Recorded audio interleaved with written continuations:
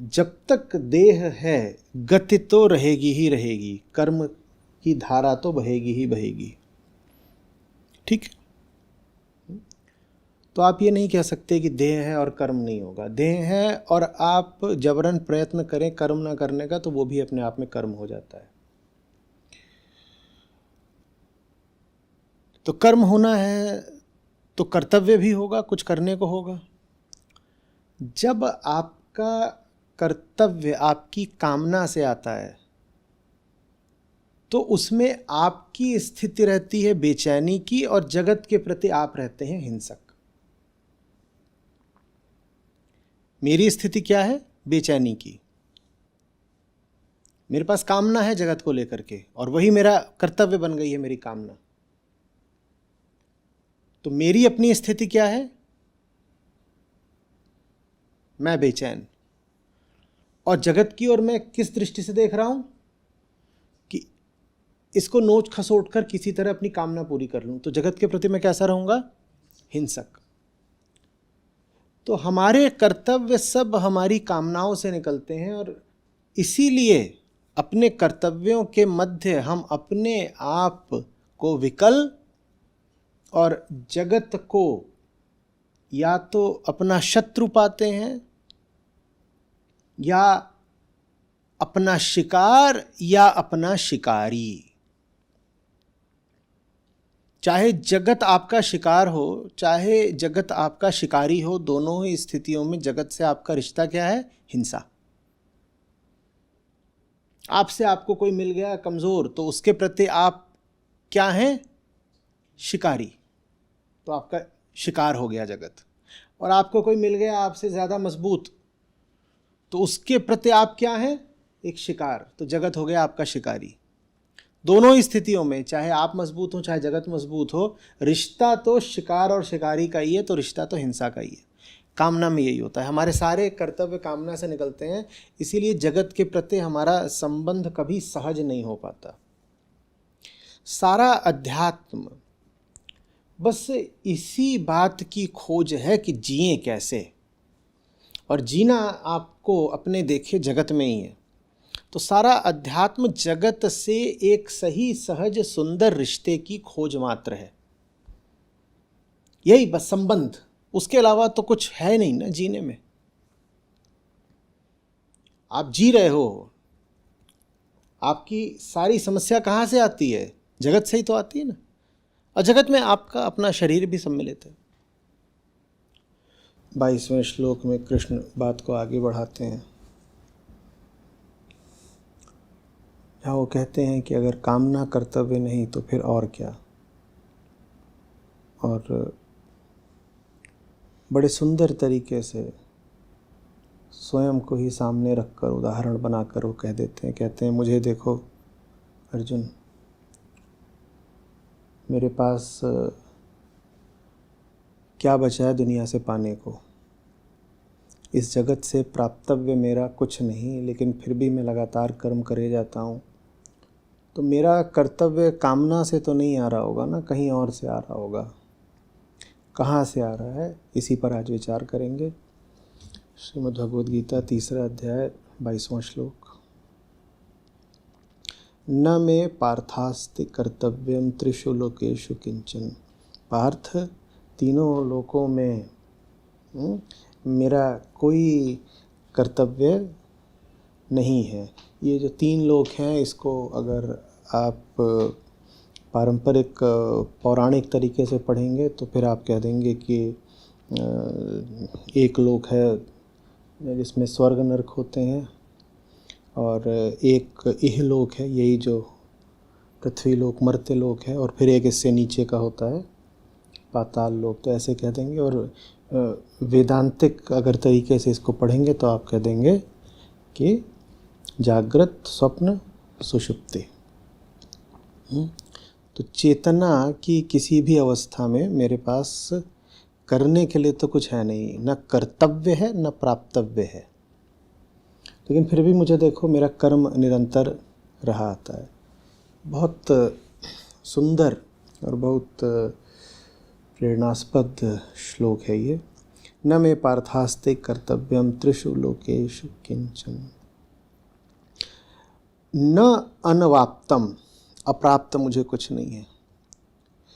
और इसी तरह न अवाप्त वयम, न ही मेरे लिए कुछ प्राप्त करने को है, न मुझे कुछ अप्राप्त है और इसीलिए मुझे आगे कुछ प्राप्त करने को भी शेष है नहीं। वर्त एव च कर्मणि, लेकिन इसके बाद भी मुझे देखो मैं कर्म में ही वर्तता हूँ, मैं कर्म में ही रत हूँ। न अनवाप्तम अव्याप्त वयम वर्त एव च कर्मणि, उसके बाद भी मैं कर्म में निरंतर रत रहता हूँ, जबकि मुझे कुछ पाने को बचा नहीं है, मेरी जगत से कुछ कामना नहीं है। तो जगत के प्रति कामना से चलकर कर्म करना बहुत आसान होता है, उसी को हमने कहा कामना कर्तव्य। ठीक है, कामना कर्तव्य की निशानियाँ क्या होती हैं, इनको थोड़ा लिख लीजिएगा।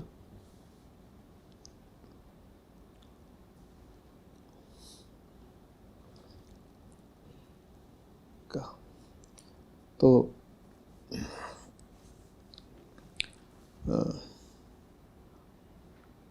कॉलम ही बना लीजिए, कॉलम बना लीजिए, उसको शीर्षक दीजिए कामना कर्तव्य।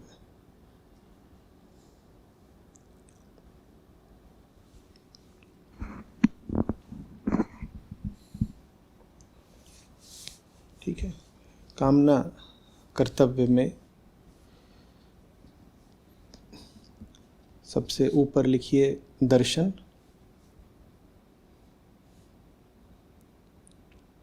ठीक है,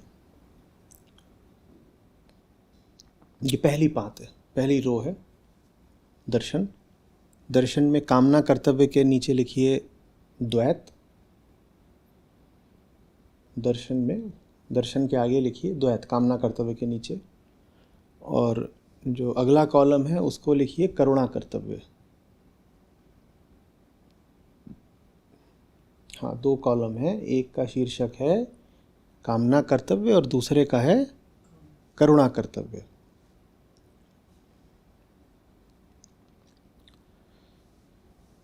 तो दर्शन में कामना कर्तव्य में लिखिए द्वैत और करुणा कर्तव्य में लिखिए अद्वैत।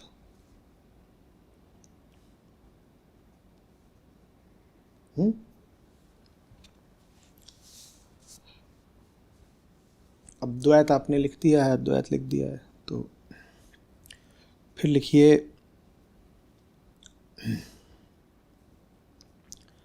अहम। जहाँ दर्शन लिखा था उसके नीचे लिखिए अहम।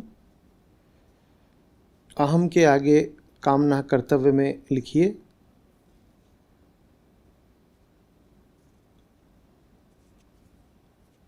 अपूर्ण।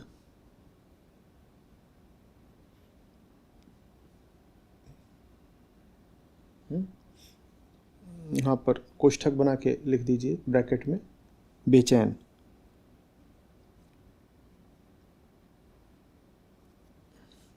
और करुणा कर्तव्य में लिखिए आनंदित।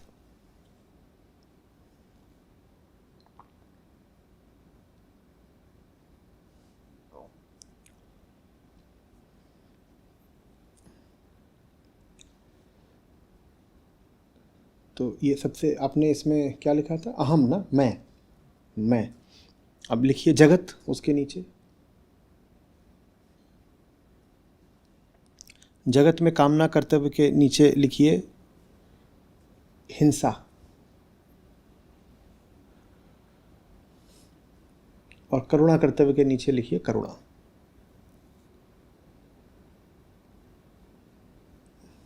इसको अच्छे से समझिए। तो जब कामना कर्तव्य से आप चलते हो, जब आपकी कामना ही आपका कर्तव्य बन जाती है, तो भीतर रहती है बेचैनी और बाहर को रहती है शत्रुता।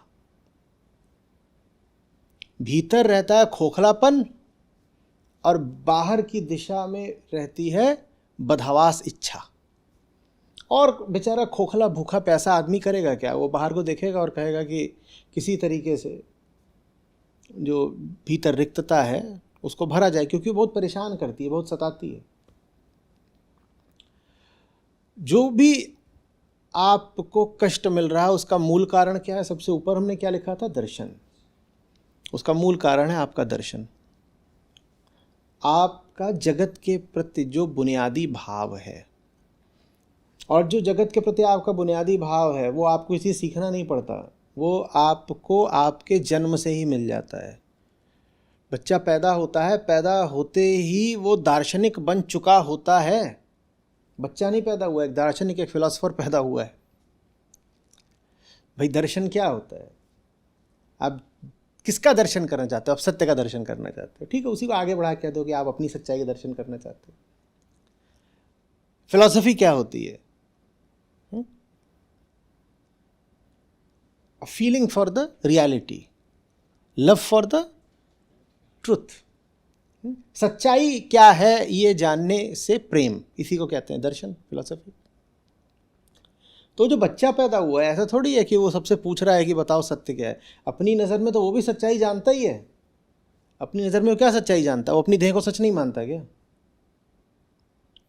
आपने उसको पालने में ले लिया है, वो आपके मुंह की ओर देखता है, आपके मुंह को कोई असत्य मान रहा है, झूठ मान रहा है। आप उसको चिकोटी काट दीजिए और रोने लग जाता है, उसने कोई झूठ माना है? आपने चिकोटी काटी तो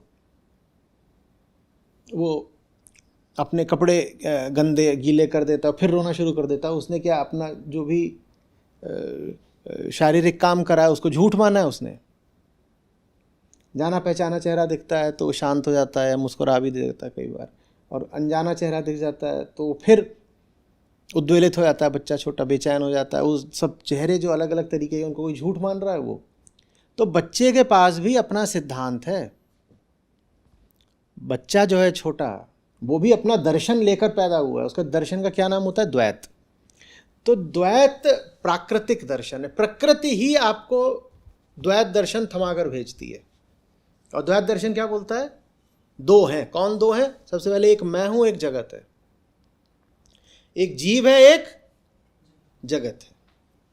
एक जीव है, एक जगत है, और ये दोनों परस्पर भिन्न है।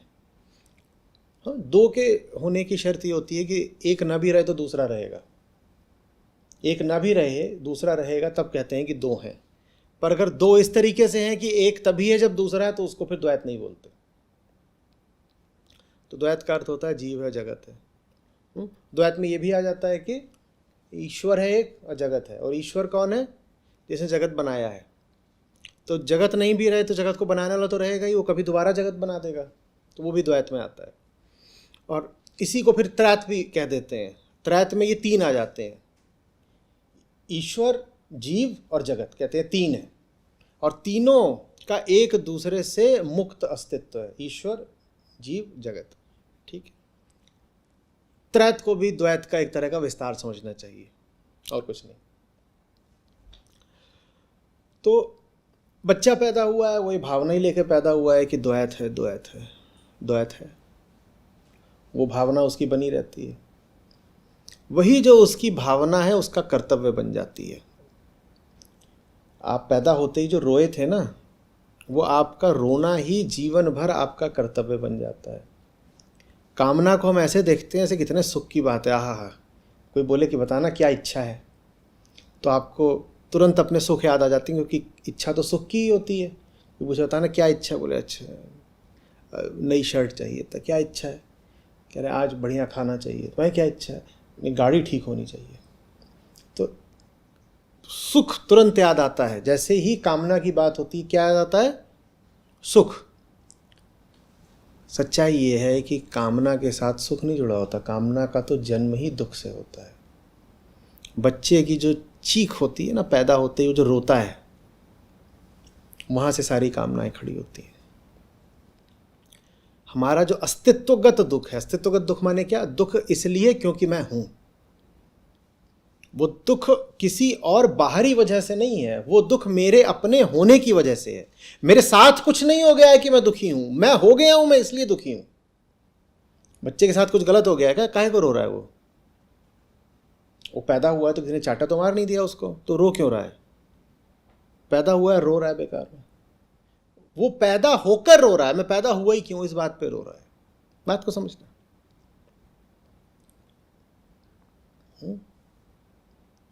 अस्तित्वगत दुख, अस्तित्वगत दुख कामना बन जाता है, वही कामना कर्तव्य बन जाती है। हम उन कर्तव्यों पर चलते रहते हैं और फिर बड़ी हमको उलझन होती है। हम कहते हैं जीवन भर कर्तव्यों का पालन किया, चैन क्यों नहीं मिल रहा? क्योंकि तुम जिस कर्तव्य पे चल रहे हो उसका दूसरा नाम क्या है? पीछे को चलो जरा। तुम जिस कर्तव्य पर चल रहे हो उसका दूसरा नाम क्या है? कामना। और कामना का दूसरा नाम क्या है? दुख। तुम्हारा कर्तव्य कहां से आया है? कामना से। और कामना कहां से आई है? तो भाई तुम दुख के रास्ते पर चल रहे हो और मांग क्या रहे हो? जल्दी बोलो। सुख। राह चली दुख की और मांग रहे हो। मजेदार बात यह है कि दुख की राह का ही नाम सुख होता है, क्योंकि कामना क्या बोलती है? सुख दूंगी। कामना आती कहां से है और बोलती क्या है? तो दुख की राह का ही नाम सुख है। जो राह आपको सुख की ओर ले जा रही हो, निसंदेह वो शुरू होती है दुख से ही। तो जो कामना कर्तव्य पर चलते हैं, जिनसे पूछो कि हाँ भाई क्या करना है, तो वो अपनी कामना से सलाह करके आते हैं। उनसे पूछो हाँ भाई आज क्या करना है, आज रविवार है, आज क्या करना है, तो ऐसे मुड़ेंगे, वहाँ कामना बैठी होगी, उससे पूछेंगे बताओ आज क्या करना है, तो कामना जो कुछ बताएगी वो कर डालेंगे। ऐसों को दुख की ही प्राप्ति होती है, ऐसों को बस दुख की प्राप्ति होती है। तो कृष्ण जब कह रहे हैं न मे पार्थास्ति कर्तव्यम त्रिशूलकेषु किंचन, तो वो कह रहे हैं मेरे पास कामना के चलते इस जगत में पाने को कुछ नहीं है, न मुझे कुछ अप्राप्त है, न मुझे कुछ प्राप्तव्य है। मेरे पास ऐसी कोई कामना नहीं है जो ये संसार पूरी कर सके पार्थ। तो वो जो पहला कॉलम है वो तो मेरे लिए अब अप्रासंगिक हो गया। पहला कॉलम कौन सा? कामना कर्तव्य। उसका तो मेरे लिए कुछ बचा नहीं, क्योंकि वो उन्हीं के लिए है जो दुख के बीज से पैदा होते हैं और जीवन भर अपने दुख को ही वृक्ष बना करके बड़ा करते रहते हैं। उससे मेरा कोई लेना देना नहीं पार्थ। तो क्या करे कोई? अगर कामना पर न चले तो जिए कैसे? जीना तो है। ये भी थोड़ी देर पहले हम कह रहे थे कि जब तक जिंदा हो तब तक काम तो करोगे, कर्तव्य तो रहेगा। कुछ ना करो, मान लो कुछ नहीं करे, पड़े हुए हो, तो भी अगर कोई पूछता है क्या किया दिन भर, तो बोलते तो हो ना सोए थे। ये थोड़ी बोलते थे कुछ नहीं किया, कुछ तो करा ही। क्या करा? सोए। सोए, कुछ तो करोगे ही। तो जिनके सामने बड़ा भारी प्रश्न खड़ा हो जाता है, और मुझसे ये प्रश्न पिछले 15 सालों से लगातार पूछा गया है कि आप तो बोल देते हो कि कामना पे नहीं जीना है, कामना पे नहीं जीना, अच्छी बात है, तो जिए कैसे? तो आज कृष्ण उनको उत्तर दे रहे हैं कि कैसे जिए।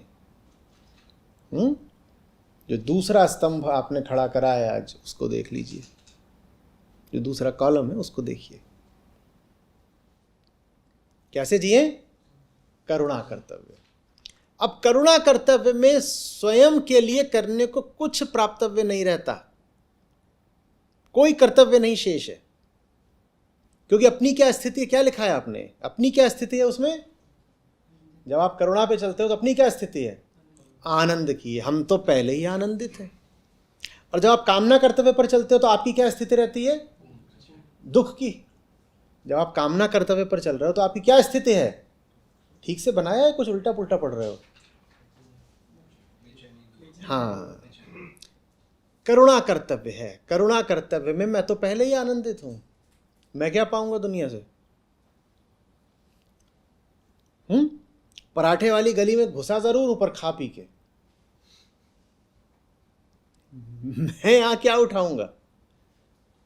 तो आया हूं यहां पे, तो तुम आए किस लिए फिर? यहां पे खा चुके, पी चुके, बढ़िया तृप्त लग रहे हो, डकारे मार रहे हो, मुंह पे ऐसे बढ़िया पोंछ रहे हो, क्या खाया है, वाह। तो यहां पराठे वाली गली में काहे को आए हो? तो क्या उत्तर है? करुणा कर्तव्य। करुणा कर्तव्य में कर्तव्य रहता है, यद्यपि आप नहीं रहते। कुछ करने को है, हालांकि अपने लिए करने को कुछ भी नहीं। करने को बहुत कुछ है पर अपने लिए करने को कुछ भी नहीं। तो फिर क्यों कर रहे हो? उत्तर क्या है? जगत के प्रति करुणा है। और जो कामना से वशीभूत होकर निकलता है जगत में कुछ करने को, उसके पास जगत के लिए क्या होती है? हिंसा। वो निकला है कि जगत को नोच खसोट ले, कोई छोटा मिल गया तो उसको दपच दिया, दबा दिया, और कोई बड़ा मिल गया तो उसको नमस्कार कर लिया।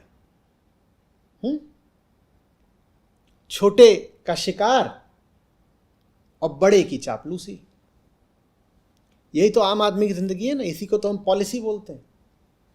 सक्सेस गारंटीड, सफलता निश्चित मिलेगी, इसी को नीति बनाइए जीवन की। क्या? जो कमजोर मिले उसको दबाते चलो, और जो बड़ा मिले, मजबूत मिले, बलवान धनवान मिले, उसके चाटुकार बन जाओ। ये तब होता है जब आप द्वैत दर्शन से शुरू करते हैं, जब आप वही बच्चा रह जाते हैं जिसने पैदा होते ही चीख मारी थी, बड़े ही नहीं हुए, गुब्बारा फूल गया बस। कितना बड़ा लगता है ना ऐसे, इतना सा गुब्बारा, अब फूल कितना बड़ा हो जाता है। ज्यादातर लोग हम में से बस फूलते हैं, कभी बड़े नहीं होते। उम्र बढ़ती है, परिपक्वता नहीं आती। गुब्बारा ऐसे इतना सा है गुब्बारा, बीज गुब्बारा, फिर उसमें क्या करा, पूरा फुला दिया, फिर उसको ऊपर टांग दिया। अब या तो उसकी अकाल मृत्यु होगी, कोई आके नालायक उसमें सुई डाल देगा, हैप्पी बर्थडे टू यू, नहीं तो टंगा भी रह गया तो देखा है गुब्बारे जो 15-20 दिन टंगे होते हैं वो कैसे हो जाते हैं, जैसे हमारी शक्ल हो जाती है जब हम 60-70 के हो जाते हैं, झुर्रियाँ पड़ जाती हैं उनमें, ऐसे लटके हुए गुब्बारे देखें, महीने भर पुराने लटके हुए गुब्बारे वहाँ पर। इससे अच्छा लगता है इन्हें फोड़ ही दिया होता, ज़्यादा बेहतर रहता। वो अपनी हालत पे मरसिया पड़ रहा है अपना, ऐसे लटका हुआ है। क्या है, क्या हो गया इसको? वे मक्खियाँ आके बैठा करती हैं उन पे। कमज़ोरों बीमारों का और क्या हाल होता है, बुढ़ा जाएंगे, मक्खियाँ बैठ रही हैं। बड़ा नहीं हुआ था, बस फूला था। यही हमारा जीवन रहता है, बड़े नहीं होते। हम वही बच्चे रह जाते हैं जिसने शुरुआत ही करी थी द्वैत से, मैं हूं और जगत है। और जगत में क्या क्या है? जगत में एक तो है खतरनाक मामा, लंबी दाढ़ी वाला,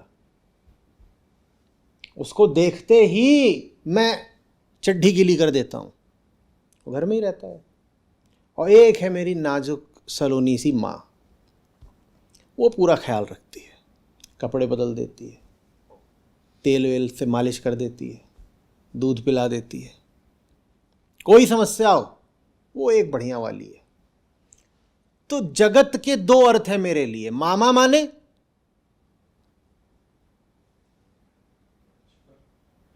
भय,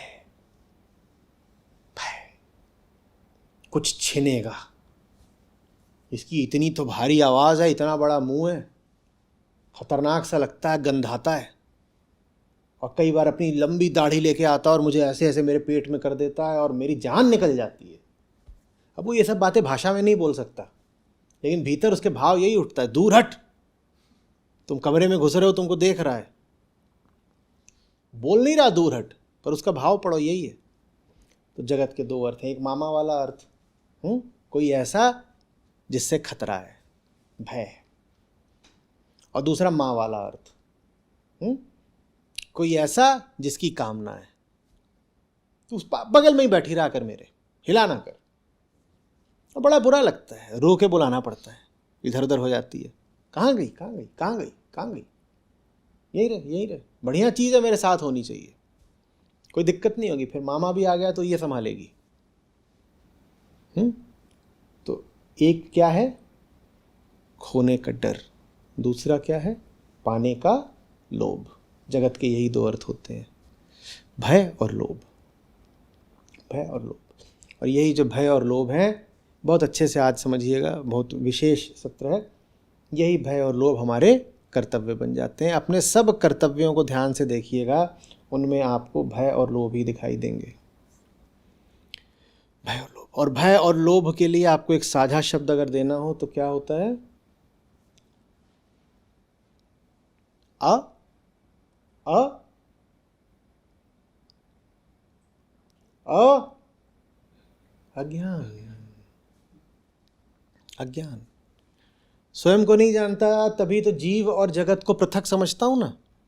पार्थक्य की हमने शर्त क्या बोली थी? दो को आप अलग तभी बोल सकते हो जब एक के न होने पर भी दूसरा रहे।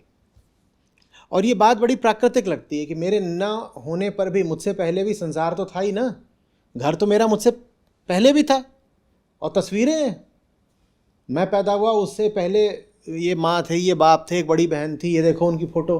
तो ऐसा थोड़ी कि मैं पैदा हुआ हूँ तभी जगत आया, ये फ़ोटो है, ये फ़ोटो देखो, अभी मैं पैदा नहीं हुआ हूँ, ये माँ है, ये बाप है, और ये बहन है मेरी बड़ी, वो उधर वो कोने में वो नालायक मामा भी है। तो ये सब मेरा पैदा होने से पहले भी थे, ठीक। और फिर एक पुरानी तस्वीर मिली, उसमें एक पुरानी दादी थी, भी देखो अब इस तस्वीर में दादी थी, फिर दादी नहीं रही, उसके बाद भी जगत तो है ही ना। तो ऐसा थोड़ी है कि दादी चली गई तो जगत चला गया।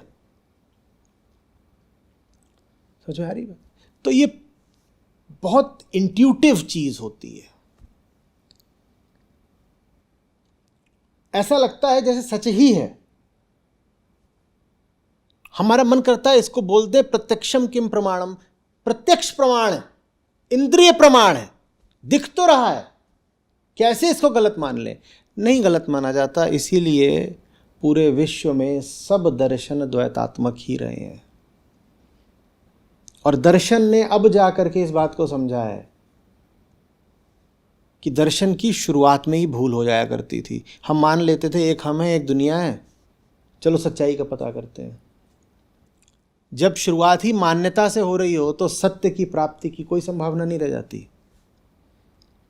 तो भारत का ये विशेष योगदान, योगदान छोटा शब्द है, वरदान रहा है पूरे विषय को कि भारत ने अद्वैत दिया। अद्वैत सोचने की चीज़ ही नहीं है, आप कितना विचार कर लो आपके खोपड़े में नहीं आएगी। सोच सोच के अद्वैत तक आदमी पहुंचता ही नहीं है। उसके लिए बहुत विशेष ध्यान, उसके लिए बड़ी विशिष्ट निष्ठा चाहिए, तब जा कर के अद्वैत सूझता है। नहीं तो सारा जो हमारा ज्ञान है ना, वो इंद्रियों से हम तक आता है, और इंद्रियां कभी ये थोड़ी बोलेंगी कि जो हमें दिखाई दे रहा है वही झूठ है।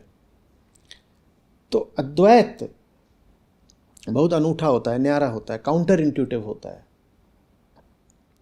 कभी ये सोचता ही नहीं कि इंद्रियां जो दिखा रही हैं वो इंद्रियों के ही भीतर से उठता हुआ धोखा है।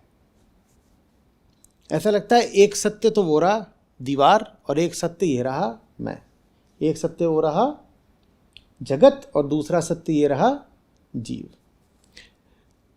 भारत में ऋषियों ने, विचारकों ने इसी बात को पकड़ लिया। बोले दो सत्य कहां से लाए तुम? संत कबीर कहते हैं भाई रे दुई जगदीश कहां से आया। भाई रे दुई जगदीश कहां से? सत्य तो दो नहीं हो सकते, क्योंकि सत्य की पहचान क्या है? अनंतता। अनंतता माने कोई सीमा नहीं होगी।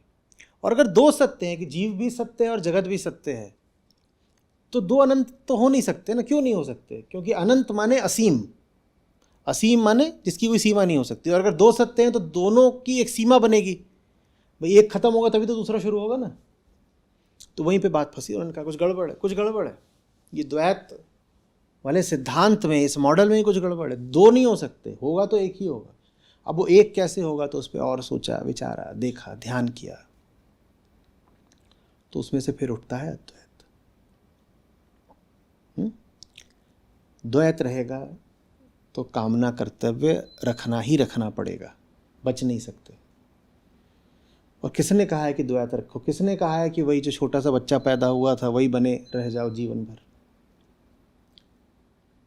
और अद्वैत रहेगा तभी करुणा कर्तव्य आता है। करुणा कर्तव्य में क्या होता है? करुणा कर्तव्य कहता है देखो जगत से तो मुझे कुछ मिल नहीं सकता। श्री कृष्ण यहाँ जो कह रहे हैं वो अद्वैत की उच्चतम अभिव्यक्ति है। दुनिया से पार्थ मुझे कुछ मिल ही नहीं सकता। क्यों? क्योंकि दुनिया मुझसे अभिन्न है। जो मैं ही हूं उसको खाकर मेरा पेट क्या भरेगा? कि भरेगा? भरेगा? ब्रेड बनाई, अपने हिस्से में एक ही आई, 4 जाके आचार्य जी को खिलाई, अपने हिस्से में कुल 1 आई। अब जब 1 आई तो भूख ने ली अंगड़ाई, कह रहे 1 और चाहिए, 1 और चाहिए। तो फिर बड़ी जुगत लगाई। क्या जुगत लगाई? आईने के सामने खड़ी हो आई, आईने के सामने खड़ी हो आई तो 1 ब्रेड रे 2 बनाई। अब कितनी हो गई? 2। तो पेट के आप दूना भरेगा भाई, पेट के आप दूना भरेगा भाई। ये द्वैत की मूर्खता है। तुम अपनी ही आकृति से, प्रतिबिंब से, छाया से अपना पेट भरना चाहते हो। तुम्हारे हाथ में ब्रेड का 1 टुकड़ा है, आईने में देखने पे लगता है 2। तुम कहते हो ये बढ़िया हो गया, मामला दूना हो गया, अब पेट भर जाएगा। पेट भरेगा क्या? पेट नहीं भरेगा। कृष्ण वही कह रहे हैं, इस जगत से बेटा किसी का पेट नहीं भरता, क्योंकि ये जगत तुम्हारी ही छाया है। इसीलिए मेरे पास नहीं है कुछ भी पाने को अनवाप्तम, और नहीं मेरे पास कुछ ऐसा है जिसकी मैं कामना कर सकूं। अवाप्त व्यम।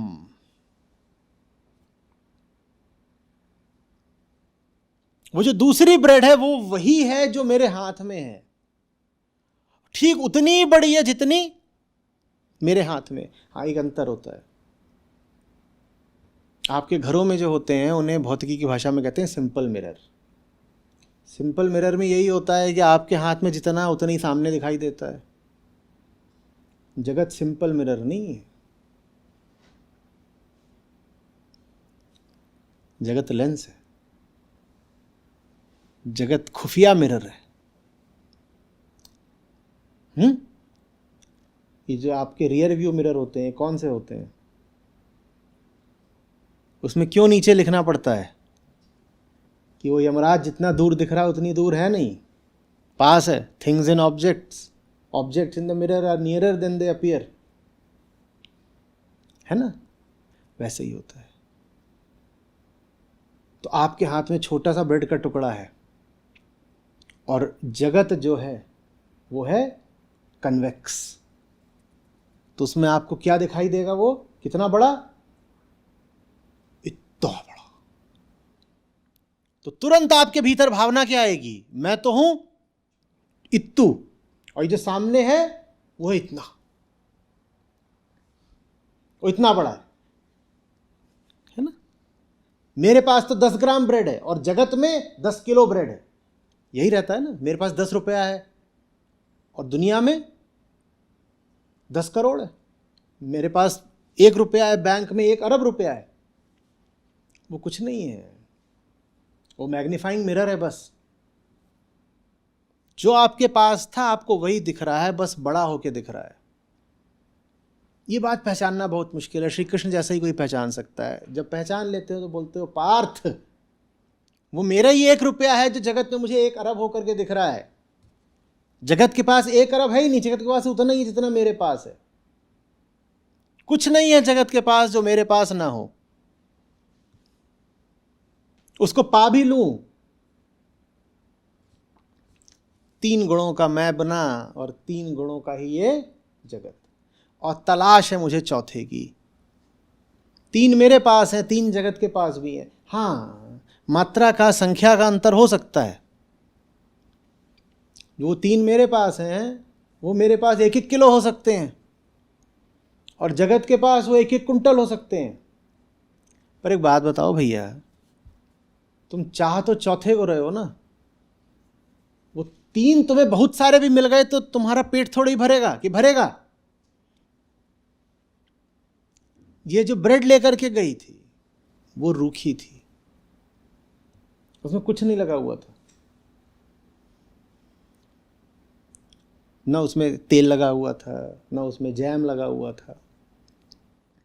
बहुत बड़ी ब्रेड दिखाई दी आईने में, पर वो ब्रेड भी, बोलो, रूखी है, बड़ी है, पर तुम्हें तलाश बड़ी ब्रेड की नहीं है, तुम्हें तलाश कुछ इसमें लग जाए, थोड़ा मुलायम हो जाए। और अगर वो तुम्हारी ब्रेड में नहीं है तो वो, जल्दी बोलो, वो जगत में भी नहीं होगा। जो तुम्हारे पास नहीं हो तुम्हें जगत में भी ढूंढे ढूंढे नहीं मिलेगा। तुम्हारे पास प्रेम नहीं है तुम्हें जगत में प्रेम मिल जाएगा क्या? तुम्हारे पास चैन नहीं है तुम्हें जगत में चैन मिल जाएगा क्या? लोग यही सोचते हैं, कहते कोई प्यार नहीं करता, कोई प्यार नहीं करता। प्यार उसको ही मिलता है जिसके पास प्यार होता है। आईने में तुम्हारी ब्रेड में जैम तभी लगा होगा जब तुम्हारे हाथ की ब्रेड में जैम लगा होगा, नहीं तो आईने की ब्रेड बड़ी तो बहुत हो सकती है, उसका मैग्निफिकेशन हो सकता है, उसके आकार का संवर्धीकरण हो सकता है, लेकिन अगर तुम्हारी ब्रेड में जैम नहीं है तो आईने की ब्रेड में भी जैम नहीं हो सकता। बड़ी हो जाएगी लेकिन मीठी नहीं हो पाएगी। तो प्रेम भी उन्हीं को मिलता है कि बस प्रेम होता है। भरोसा उन्हीं को मिलता है जिनमें भरोसा कर पाने की काबिलियत होती है। तुम किसी पे भरोसा नहीं कर सकते, तुम्हें लगता है लोग तुम पे भरोसा करेंगे। चैन उन्हीं को मिलता है जो चैन दे सकते हैं, और चैन दे वही सकते हैं इनके पास चैन होता है। जिसके पास होता है उसे और मिलता है, जिसके पास नहीं होता उसको कुछ नहीं मिलता है। तो जो आपको ना मिल रहा हो, जान लीजिए आपको इसीलिए नहीं मिल रहा है क्योंकि आपके पास है नहीं। ये कैसी अजीब बात कर रहे हैं, क्या हो गया इनको? अरे हमारे पास होता ही तो हम तलाशते क्यों? तुम्हारे पास नहीं है इसीलिए क्योंकि तुम तलाश रहे हो। तुम तलाश के सोच रहे हो बाहर मिलेगा, बाहर नहीं होता है। पहले अपने पास होता है फिर बाहर दिखाई देता है। जो चीज़ तुम्हारे पास नहीं है वो बाहर तुम्हें कहीं नहीं दिख सकती। तो पार्थ, बाहर से पाने को मेरे पास कुछ नहीं है, कुछ नहीं है। तो जगत के प्रति मैं कोई कामना रखता नहीं, कुछ नहीं करता। लेकिन आप इतना कुछ करते रहते हो, आप लगातार कर्म में रत रहते हो। क्यों करते हो? उसे करुणा कहते हैं पार्थ। उसको तुम दो तरीके से समझ सकते हो। एक तरीका समझने का यह है कि मैं इतना आनंदित हूं कि मैं कुछ कुछ करता रहता हूं, मैं इतना मगन हूं कि मैं नाचता रहता हूं, मैं अपने आप में इतना प्रसन्न हूं कि मैं नाचता रहता हूं। ऐसे समझ सकते हो। या ये कह सकते हो कि इसको देखता हूं ये जितने सब घूम रहे हैं और देखता हूं कि अपनी अपनी दृष्टि में तो सभी दुखी हैं, तो मैं जो भी कुछ करता हूं मैं उनके लिए करता हूं। तो अगर पूछोगे ही कि अगर कामना से आप नहीं करते तो किस वजह से करते हो, तो मैं तुम्हें दो जवाब दे दूंगा, जो पसंद आए उठा लेना। पहला जवाब है अपने आनंद से करता हूं, और दूसरा जवाब है उनके लिए करुणा से करता हूं। तो जो जिसको आपने करुणा कर्तव्य लिखा है उसी के आगे कोष्ठक बना के लिख दीजिए आनंद कर्तव्य। जो कामना कर्तव्य है उसके विपरीत जिसको आप करुणा कर्तव्य लिख रहे थे, उसी का दूसरा नाम आनंद कर्तव्य भी है।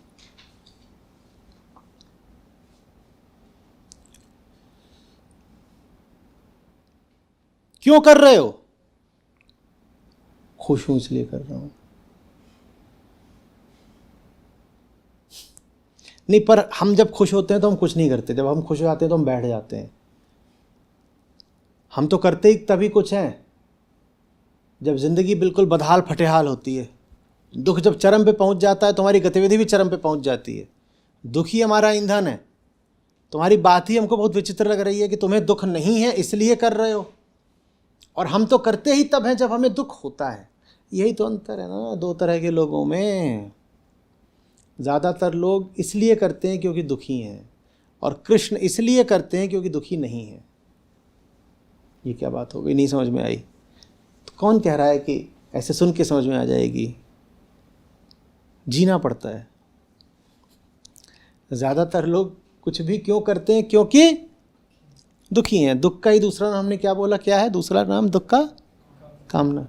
तो ज़्यादातर लोग करते हैं क्योंकि कामना है। कामना है, दुख है, काम कर रहे हैं।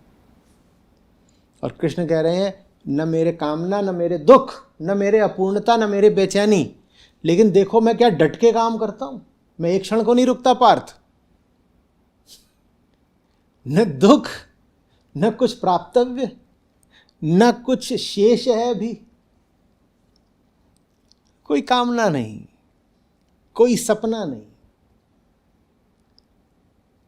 कृष्णत्व की एक परिभाषा ये भी हो सकती है, जिसके बाद अब कोई सपना नहीं बचा, वो कृष्ण है।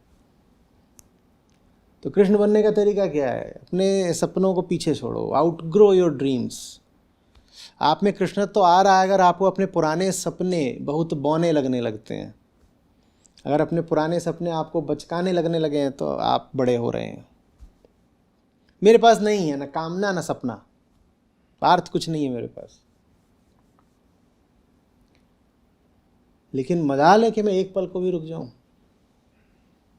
मेरे करने में कोई अंतराल, कोई विघ्न कभी आता नहीं। तो क्यों कर रहे हो? क्या उत्तर दिया है? अपने लिए आनंद से और तुम्हारे लिए करुणा से। ये जो मेरी गीता है, इसमें मेरे लिए आनंद है और तुम्हारे लिए करुणा, बस ये कृष्ण का खुफिया सूत्र है। क्यों कर रहे हो? मुझे आनंद है और तुम्हारे लिए करुणा, इसलिए कर रहा हूं। तुम्हें क्या मिल रहा है इसमें? मिल कुछ नहीं रहा, मिला हुआ है इसलिए कर रहा हूं। क्या मिला हुआ है? आनंद। नहीं पर कुछ मिल तो रहा होगा ना? नहीं नहीं नहीं, आपका जो पूरा पैराडाइम है वही विकृत है। आप गलत तल पर सोच रहे हो। कुछ मिल रहा है इसलिए नहीं कर रहा, कुछ मिला हुआ है इसलिए कर रहा हूं। आपने देखा है, आपको थोड़ी सी भी खुशी मिल जाती है तो क्या होने लग जाता है? आप जब कुछ हो गया आपके साथ जो आपको बहुत खुश कर गया, या आप बहुत खुश हो जाते हो, तो आप दूसरों के घर में भीख मांगने पहुंच जाते हो या मिठाई बांटने पहुंच जाते हो? ये सुख का लक्षण होता है, वो बांटता है। आप गिनते हो क्या? किसी को घर गए थे, पूरा डब्बा लेकर के उसने 2 उठा लिया, 5 उठा ले, पूरा डब्बा उठा ले जा। ये सुख की बात है। मिला हुआ है तो बांट रहे हैं। नहीं बांटो तो फिर अटक जाता है। नहीं बांट रहे तो माने कहीं कुछ गड़बड़ हो गई है, लोचा।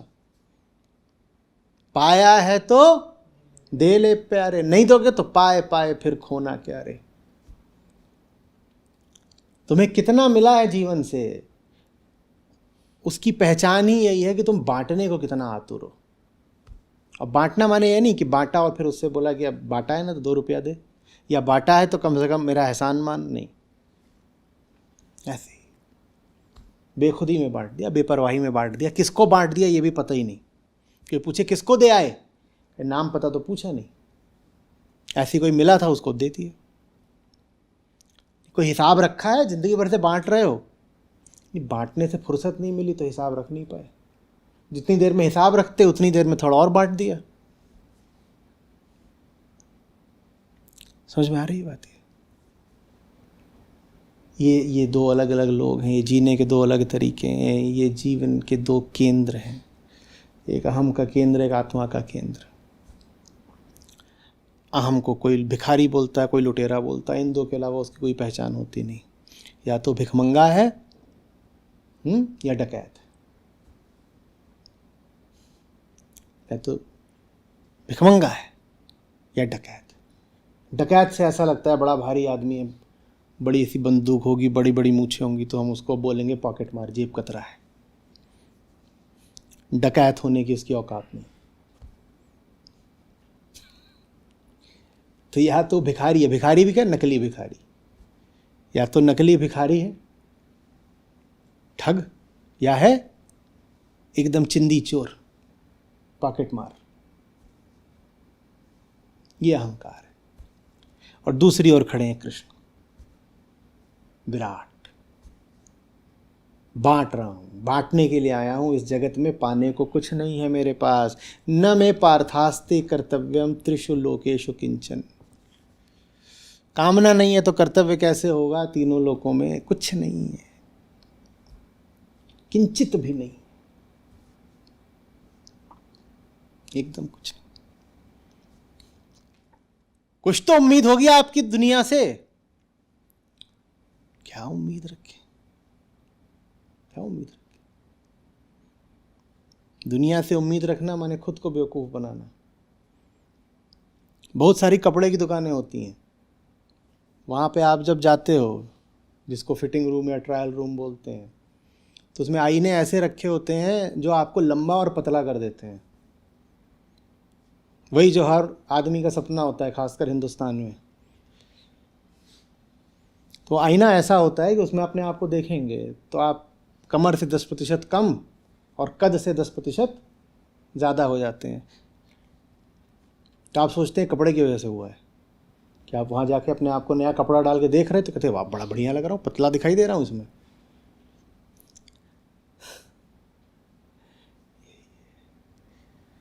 तुम्हें जो दिखाई दे रहा है वो धोखा है। तुम्हें जो दिखाई दे रहा है वो तुम्हारा ही अपना एक विकृत भ्रम है। वो तुम ही हो, तुमसे अलग कुछ नहीं होता दुनिया में। तो दुनिया में फिर इतनी सारी चीज़ें क्यों दिखाई देती हैं? वो वैसे ही है कि जैसे घर में दर्पण है, उसको तोड़ दो, उसके 1000 छोटे छोटे टुकड़े फर्श पर छितरा गए, उनमें क्या सब में एक ही चीज़ दिखाई दे रही है? विषय एक ही हो सकता है। मान लो नीचे यहाँ फर्श पे तुमने बहुत सारा शीशा तोड़ के डाल दिया, ऊपर छत पर पंखा लटका हुआ है, वो पंखे की ही छवि है जो सब टुकड़ों से प्रतिबिंबित होगी, लेकिन सब में कुछ ना कुछ अलग अलग दिखाई देगा। तो एक ही चीज़ है, वो उन सब में अलग अलग दिखाई दे रही है। तो ये भ्रम हो जाता है जैसे 1000 चीज़ें हैं। जगत में ये दिखाई देता है ना 1000 चीज़ें हैं, वो 1000 चीज़ नहीं है, वो एक ही चीज़ है जो सब में अलग अलग थोड़ी थोड़ी दिखाई दे रही। तो लगता है बहुत है, तो फिर आदमी भ्रमित हो जाता है। भीतर से पहले ही वो बेचैन था, इतनी सारी अलग अलग चीज़ें देख के सोचता है चलो अब ये पा लें, वो पकड़ लें, ये कर लें, वो कर लें। और 1000 टुकड़े नहीं हैं, 1,00,000 टुकड़े हैं, 1,00,000 टुकड़े नहीं हैं, 1 अरब टुकड़े हैं, 1 अरब टुकड़े नहीं हैं, अनंत टुकड़े हैं। तुम जीवन भर उनमें से दिखाई देने वाली अनंत वस्तुओं के पीछे भागते रहो, उम्र कम पड़ेगी। जो दिखाई दे रहा है वो समाप्त नहीं होगा। हर बार एक नया आश्वासन, एक नई आशा, एक नया वादा शेष रहेगा। कुछ ना कुछ अभी बचा होगा जो तुम्हें बुला रहा होगा कि आओ, तुमने मुझे तो अभी आजमाया नहीं, मैं हूँ, तुम्हें जो कुछ भी चाहिए तुम्हें मुझसे मिलेगा। पर ये सब माया श्री कृष्ण के साथ नहीं चलती है, बोलते मेरे साथ नहीं चलेगा। समझ में आ रही है बात? अब वो 3 थे, उन पे वापस आओ। बीच में कौन है? बीच में कौन होता है हमेशा? अहम। कामना कर्तव्य क्या हुआ? प्रकृति की ओर जाना। प्रकृति की ओर जाना, प्रकृति में, जमाने में अपने लिए सुख संतोष ढूंढना, ये कहलाता है कामना कर्तव्य। ठीक है। कामना कर्तव्य का अनिवार्य संबंध अज्ञान से है। तो इसीलिए दुनिया में लोग जो दुनिया में खोजते हैं चैन, ये वो होते हैं जिन्हें दुनिया ने ही बताया होता है कि दुनिया में मिलता है चैन। हमारे जो कर्तव्य हैं वो कौन सा हमारी आत्मा से, हमारे बोध से आते हैं? हमें बता दिया गया होता है अगर ऐसा कर लोगे तो बड़े मज़े आएंगे, अगर ऐसा कर लोगे तो बड़े मज़े आएंगे, अगर ऐसा कर लोगे तो बहुत ऐश होती जाती है, एकदम पूछो ही नहीं। नहीं तो तुम्हें कैसे पता कि तुम 2 कमरों के घर में रहते हो, 4 कमरों के घर में ऐश हो जाएगी? तुम्हें कैसे पता? तुम्हारा उसका अनुभव तो है नहीं, पर तुम्हें बता दिया गया है। तुम्हारा अपना कोई अनुभव है क्या? तुम अभी वहाँ पहुँचे नहीं, तो तुम्हारे पास अपना तो कोई अनुभव नहीं है, तो तुम्हें बता दिया गया है कि वहाँ चैन मिल जाएगा, मौज मिल जाएगी। समझ में आ रही है बात? तो अपनी सब कामनाओं को देखो। कामना का अर्थ ही है कि जो तुमने अभी पाया नहीं। कामना का तो यही तो अर्थ, यही परिभाषा होनी चाहिए ना, जो तुमने अभी पाया नहीं। जो तुमने अभी पाया नहीं, तुम्हें कैसे पता उसको पाकर चैन मिलता है? निश्चित रूप से तुम्हें स्वयं नहीं पता तो तुम्हें किसी और ने बताया है। तो सारे कर्तव्य उधार के होते हैं, सारे कर्तव्य उधार के होते हैं। तुम्हें क्या पता, तुम्हें क्या पता? तुमने कितनी बार अभी तक विवाह किया है? 2, 6, 8 कितना बताओ? एक बार भी नहीं किया है। तो फिर तुम्हें इतना पक्का कैसे पता है कि शादी करके तो लाइफ बन जाती है? जब तुमने करा नहीं तो तुम्हें पता कैसे? पर तुम्हें भरोसा पक्का है। ठीक वैसे ही जैसे वो पैदा होने वाले बच्चे की चीख पक्की थी, वही गुब्बारा फूल गया है। ये जो सारा ज्ञान है ये उधार का है। तो कितनी अजीब बात है। कामना कहती है कि मैं तुझे पूर्णता दे दूंगी, और जिस चीज से पूर्णता मिलनी है उसका उसे कुछ ज्ञान नहीं। उस चीज की ओर भेजा उसे दूसरों ने है, जगत ने है।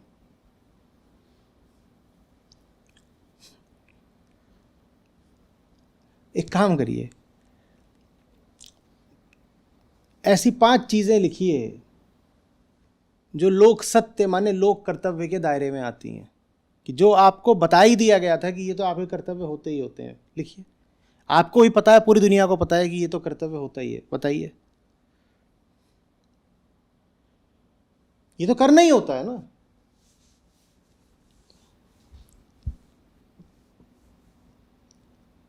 बताइए बताइए।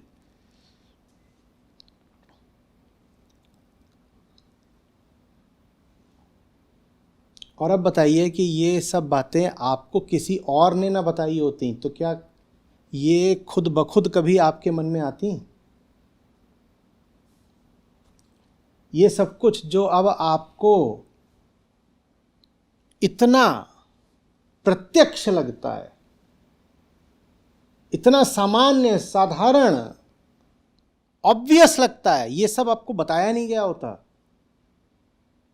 तो क्या कभी इसका विचार भी आपको आता? बोलो, कभी आता विचार?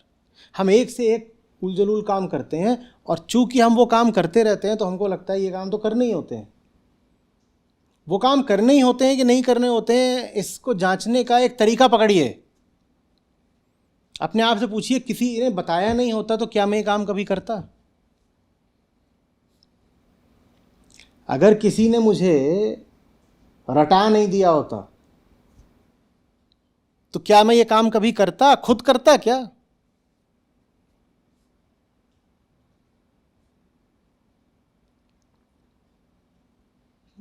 कुछ समाज है उदाहरण के लिए जहां ये है कि महिलाएं इतने मोटे मोटे कानों में बुंदे पहनती हैं, लटकन, तो लटक रहे हैं यहां से, ये भारी भारी, तो वो पहनने के कारण उनके कान ही लंबे हो जाते हैं, और उसको वहां पर सुंदरता का लक्षण माना जाता है। क्या लंबे लंबे कान, इतने लंबे कान है उतनी सुंदर है। अब ऐसी बच्ची जब छोटी होती है तो उसके गले में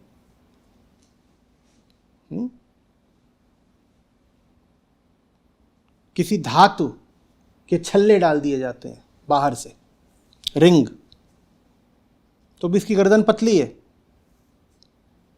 तो उसको कुछ पहना दिया। अब वो बड़ी होती है तो गर्दन मोटी ही नहीं हो पाएगी, तो उसकी गर्दन एकदम पतली रह जाती है, और जब गर्दन पतली रह जाती है तो गर्दन चौड़ी होने की जगह लंबी होती है। जब लंबी होती है तो उसमें वो और छल्ले डाल देते हैं, तो कुल मिला के गर्दन इतनी लंबी हो जाती है, और वहाँ छल्ले छल्ले छल्ले छल्ले, और जितनी लंबी गर्दन और कहीं जितने लंबे कान वहाँ उतना लंबा। और आप उन लोगों से मिलें तो वो कहेंगे पर ऐसा तो होता ही है ना कि जिसकी गर्दन जितनी लंबी वो उतनी ज़्यादा सुंदर। प्रश्न ये है कि अगर तुमको ये बताया नहीं गया होता तो क्या तब भी तुम ये बात मानते? अगर तुमको ये बताया नहीं गया था तो क्या तुम ये बात मानते? इसी बात को आप आगे बढ़ाएं अगर, और सुंदरता के मानक कैसे परिवर्तित होते रहे इसको आप अगर देखें कि सन 1900 में किस देह आकृति को सुंदर माना जाता था, फिर 1910 में किसको, 1920 में किसको, 1930 में किसको, तो आप हैरान रह जाएंगे। और अगर आप पुरानी ग्रीक प्रतिमाओं में जाएं तो वहाँ पुरुष हो या स्त्री हो, उनकी थोड़ी सी तोंद निकली रहती है, और उस बात को बड़ी सुंदरता की बात माना जाता था कि शरीर में थोड़ी चर्बी तो होनी चाहिए ना। आज जो पुराने ग्रीक देवी देवता हैं उनको आप देखिए, वो कोई आपको नहीं मिलेंगे साइज 0, वो सब के सब थोड़े से थुलथुल हैं, और वो जो थोड़ी चर्बी है शरीर में उसको मानते थे ये सुंदरता चीज़ होती है।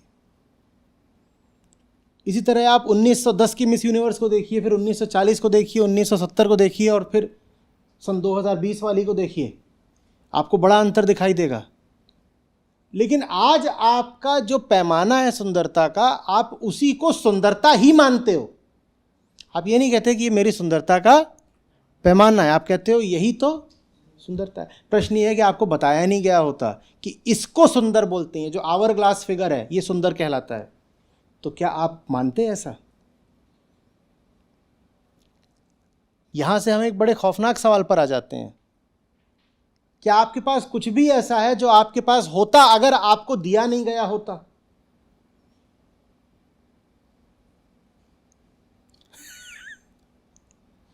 आपके पास क्या कुछ भी ऐसा है जो आपके पास होता अगर आपको दिया नहीं गया होता? शायद कुछ भी नहीं है। शरीर से लेकर विचार तक, जान से लेकर पहचान तक, हमारे पास कुछ भी ऐसा नहीं है जो अगर हमें कोई भी ना देता तो भी हमारे पास होता। अब इसी बेचारगी से उबरने का नाम है अध्यात्म। अध्यात्म कहता है एक है जो तुम्हारी चीज़ अपनी है, जो कोई न दे तो भी तुम्हारी है, बल्कि वो चीज़ ऐसी है कि कोई और तुम्हें दे ही नहीं सकता। उसको आत्मा कहते हैं। आत्मा अकेली है जो अपनी है। आत्मा अकेली है इसीलिए इस पर भरोसा किया जा सकता है, जो कभी छीन नहीं सकती। अपनी है ना, कैसे कोई छीनेगा? जो कुछ दूसरों से आया है वो तो छिन भी जाएगा। समझ में आ रही है बात? तुम्हें कैसे पता है कि तुम जो शर्ट पहनते हो उसमें बटन छाती की ओर ही होने चाहिए? बोलो, पीछे की ओर क्यों नहीं? और ऐसी भी पोशाकें होती हैं जिनमें पीछे की ओर बटन होते हैं, पर तुम्हें अभी ऐसी शर्ट दे दी जाए जिसमें पीछे को बटन हो तो तुम कहोगे नालायकी। ऐसा थोड़ी होता है, ऐसा थोड़ी होता है। तुम्हें कैसे पता कि बटन छाती की ओर ही हो, पीछे पीठ की ओर क्यों नहीं हो सकते? बोलो, क्यों नहीं हो सकते? नहीं, ऐसा तो सोचा नहीं, ऐसा तो सोचा ही नहीं।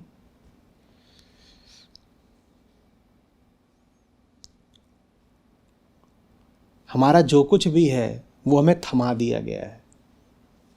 हमारी अपूर्णता भी हमें थमा दी गई है, हमारी कामना भी हमें थमा दी गई है, और इसलिए हमारे सब कर्तव्य भी थमाए हुए ही हैं। और जीवन का व्यर्थ जाना है उधारी के कर्तव्यों पर अपने आप को निछावर कर देना। कि चीज़ किसी और ने दे दी, पट्टी किसी और ने पढ़ा दी, और उस पर जन्म भर चलने का जिम्मा हमारा हो गया।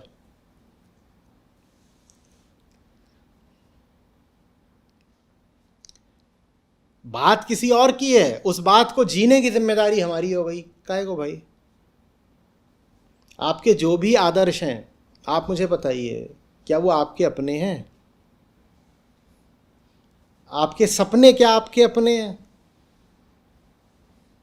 कुछ भी क्या आपका अपना है? सब अज्ञान से उठा है, और अज्ञान और कामना एक साथ चलते हैं। इसको बहुत अच्छे से लिख लो। इसीलिए कामना ज्ञान से इतना घबराती है, ज्ञान का इतना विरोध करती है। ज्ञान आया नहीं कि कामना चित्त पड़ जाती है। बिल्कुल। आज आपको एक साइकिल दे दी जाए जिसका एक पहिया बड़ा हो एक छोटा हो, आप क्या करेंगे? ये क्या चीज़ दे दी है? बेकार की बात, क्योंकि आपके हिसाब से तो दोनों पहिए बराबर होते हैं, क्योंकि आपने दोनों पहिए बराबर देखे हैं। ये सिद्धांत आपके भीतर से नहीं उठ रहा है कि दोनों पहिए बराबर होने चाहिए। ये सिद्धांत देखा देखी का है। आपने आज तक जितनी भी साइकिलें देखी हैं उनके दोनों पहिए बराबर देखे हैं, तो आपके भीतर ये बात बैठ गई है, सिर्फ देखा देखी बात कि दोनों पहिए बराबर होने ही चाहिए। पर अगर आप साइकिलों का इतिहास देखेंगे तो पुरानी साइकिलों में एक पहिया दूसरे से 3 गुना बड़ा भी होता था। आज वैसी साइकिल आपके सामने आ जाए तो आपके लिए मजाक हो जाएगी, क्योंकि हमारे लिए जो कुछ भी है वो सब देखा देखी है।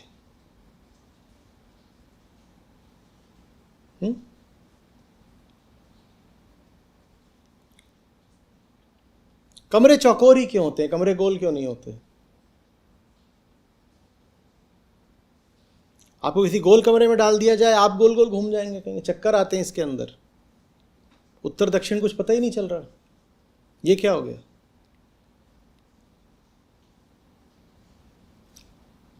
और आपको हैरत होगी ये जान के कि बहुत लंबे समय तक और बहुत जगहों पर कमरे गोल होते थे, नहीं तो अंडाकार होते थे। ये अनिवार्य रूप से 90 अंश का कोण बहुत आधुनिक बात है।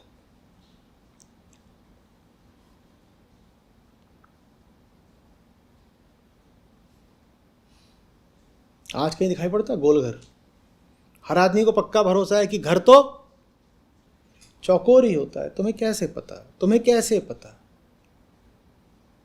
आपके सामने कोई भी आएगा विचारक, कोई भी आएगा सुलझा हुआ इंसान, आप उसे जो भी बात करेंगे वो बार बार आपसे बस यही पूछेगा, क्या तुम्हें कैसे पता? बेटा तुम्हें इतना आत्मविश्वास क्यों है? तुम कुछ नहीं जानते लेकिन भरोसा तुम्हें पूरा है कि तुम सब जानते हो। तुम्हें कैसे पता? और कामना हमेशा आत्मविश्वास के पीछे चलती है। आप कामना कर सकें इसके लिए आपको एक बड़ा भारी विश्वास चाहिए। बोलिए क्या? आप किसी चीज की तीव्र इच्छा कर सकें इसके लिए आपके पास एक भरोसा होना चाहिए। क्या भरोसा? कि जिस चीज की इच्छा कर रहे हो उसमें इतना मूल्य है, इतनी कीमत, इतनी बखत है। आप किसी चीज के पीछे भागते हो तो इस भरोसे के साथ भागते हो ना कि वो चीज इस लायक है। तो कामना आत्मविश्वास के पीछे चलती है। आप भाग रहे हो किसी चीज के पीछे, कोई आके आपसे पूछे तुम्हें कैसे पता जिस चीज के पीछे जा रहे हो उसमें कुछ रखा भी है? आप हिल जाएंगे। इसीलिए कामुक आदमी, एक कामी मन कभी आत्म अवलोकन स्वीकार नहीं करता। अगर उसने अपने भीतर झांक के देख लिया तो उसे अपनी कामनाओं की बेहूदगी नजर आ जाएगी। तुम्हें कैसे पता? तुम जिस चीज के पीछे जा रहे हो तुम्हें कैसे पता उस चीज में कुछ दम है? नहीं पर मुझे ऐसा लगता है। नहीं, तुम्हें कैसे पता?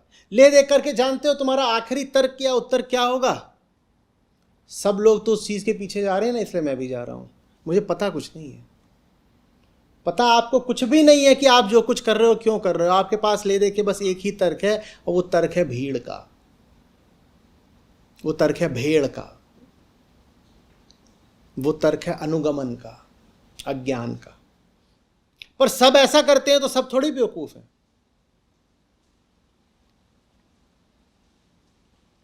और कोई कुछ अलग कर रहा हो तो आप उस पर लांछन ही लगाओगे, अजी हाँ हजारों सालों से करोड़ों लोगों ने जो करा वो तो सब बेवकूफ थे, एक तुम ही बड़े ज्ञानी निकले हो।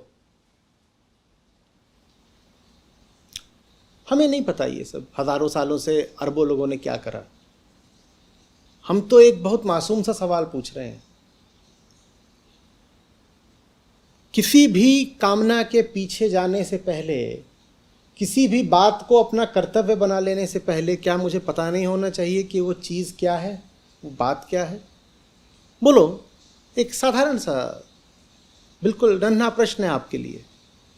आपने किसी बात को अपना कर्तव्य स्वीकार कर लिया, कैसे करा? बोलो कैसे करा?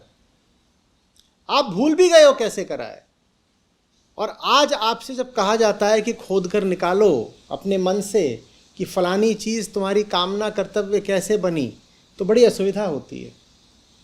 कुछ नज़र नहीं आता कि कब हुआ था ऐसा कि हमने अज्ञान में किसी धारणा को, किसी विश्वास को पकड़ लिया था। जैसे नशे में किसी से शपथ ले ली गई हो, उसको याद ही नहीं आएगा, पर उससे प्रतिज्ञा ले ली गई, उससे वादा, कसम उससे उठा ली गई।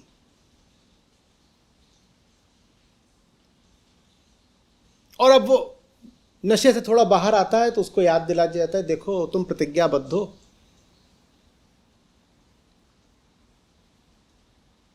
और उसने भी इस बात को मान लिया है कि अब उसने कसम उठा ही ली है, तो फलाना काम उसको अब करना है ही है।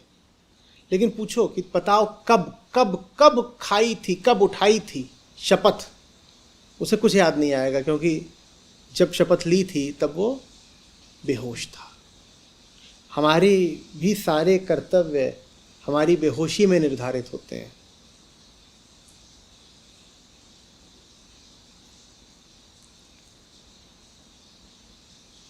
समझ में आ रही है बात? गीता का अर्थ है कामना कर्तव्य से मुक्ति। उसी मुक्ति के लिए दूसरा नाम है करुणा कर्तव्य।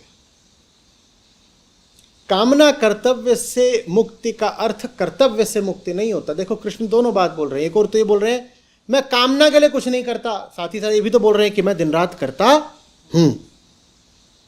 एक और तो ये कर रहे हैं, कह रहे हैं अपने लिए कुछ नहीं करता, लेकिन साथ ही साथ ये भी कह रहे हैं कि दिन रात करता हूं। तो कामना कर्तव्य का अर्थ, कामना कर्तव्य से मुक्ति का अर्थ कर्तव्य से मुक्ति नहीं होता। कामना कर्तव्य छोड़ने का अर्थ कर्तव्य छोड़ना नहीं होता। कामना कर्तव्य छोड़ने का अर्थ होता अब हमने एक बहुत बड़ा परा व्यक्तिगत निष्काम कर्तव्य स्वीकार कर लिया है। कौन सा कर्तव्य? करुणा कर्तव्य, आनंद कर्तव्य। ये आपकी रुचि पर है, आप कैसे लेना चाहते हो। करुणा कर्तव्य बोलो तो कई लोगों को ऐसा लगता है कुछ रोने धोने की बात हो रही है क्या, तो उसको ऐसे पढ़ लो आनंद कर्तव्य। और अगर करुणा कर्तव्य को आनंद कर्तव्य कहना है तो कामना कर्तव्य को क्या बोलना पड़ेगा? दुख कर्तव्य। कृष्ण कह रहे हैं दुख कर्तव्य को छोड़ो, आनंद कर्तव्य की ओर आओ, मेरे साथ आओ। जीवन का तो अर्थ ही है कर्तव्य। लगातार करना पड़ेगा, चलना पड़ेगा, चरैवेति चरैवेति। लेकिन तुम दुख से नहीं चलो, तुम आनंद से चलो। तुम कामना की ओर नहीं चलो, तुम करुणा की ओर चलो। समझ में आ रही बात ये?